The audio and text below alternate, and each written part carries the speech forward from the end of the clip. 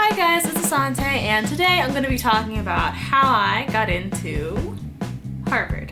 This is the long-awaited fourth installment of my How to Get Into Harvard series. I'll be linking the rest of the series. If you're interested, go check out the other videos.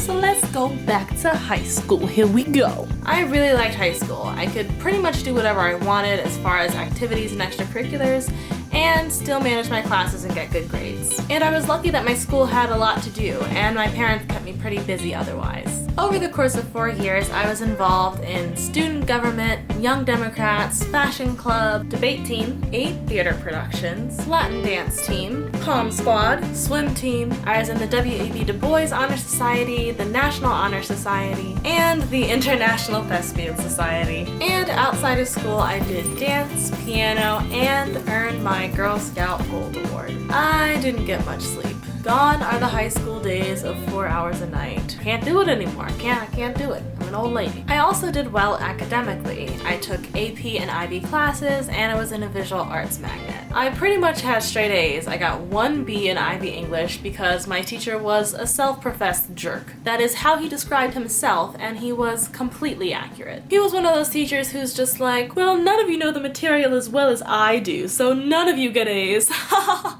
I amuse myself. I'm condescending. The only person who got an A in that class was the teacher's pet.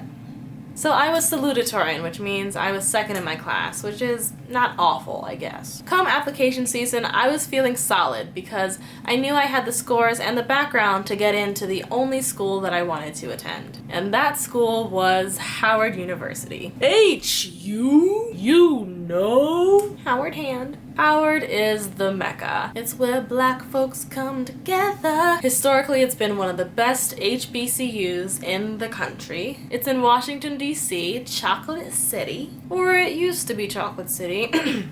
And I really wanted that black cultural immersion because it was the only time in my life that I'd have to experience that. Plus, I'm a double legacy. My parents met at Howard. Practically all of my family went to Howard. It's just a huge deal as far as my heritage. Go Bisons! But based on my grades, Howard was a safety school, and I wanted to challenge myself. I only applied to 3 other schools. St. John's in New York, because they practically begged me to apply. They were like, sign your name. Okay. You're in! Sure, I'll take it. MICA, Maryland Institute College of Art, because I had this art portfolio and I wanted to see if it would get me into a good art school, which it did. And lastly, kind of on a whim, I applied to Harvard. Because, like, why not, right? Like, YOLO, you know? Just to see. Just for kicks and giggles. Just buying a $60 lottery ticket. Like, no big deal. And lo and behold, I got in. It's actually a funny story because I didn't find out via email, I found out early, and I was very confused, and if you guys want to hear that story, then let me know in the comments. But even after I got in, I was still planning on going to Howard, as in I had accepted a scholarship, applied for housing, memorized my student ID number, like, I was there. But I went to Harvard's accepted student stay because, again, like, YOLO. When else was I gonna get to pretend that I go to Harvard? And when I got there, people were nice. And there were other black people there.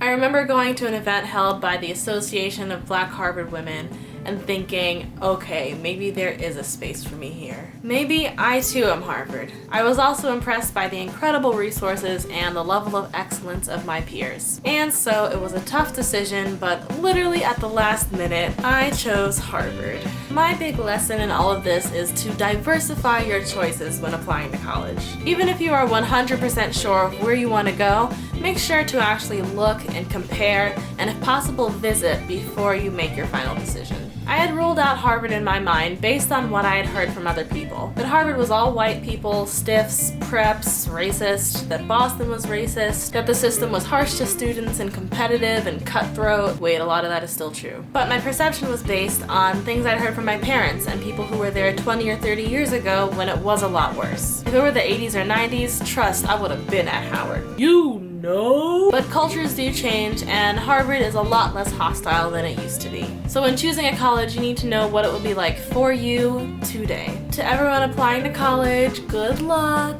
Thank you so much for watching. Remember to live spiritedly and think creatively, and I will see you next time.